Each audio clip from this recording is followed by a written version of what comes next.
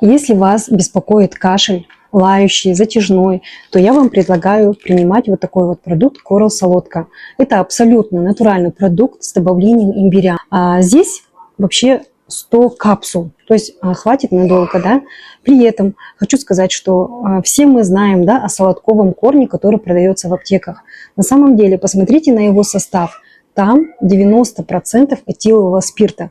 Именно поэтому многие мамочки жалуются на то, что их дети, принимая солодковый корень из аптеки, получили аллергию.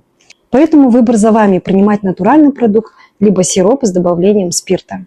Напиши мне, я тебе расскажу, как приобрести этот продукт со скидкой 20%. То есть заплатить вместо 60-200 тенге 5005 тенге.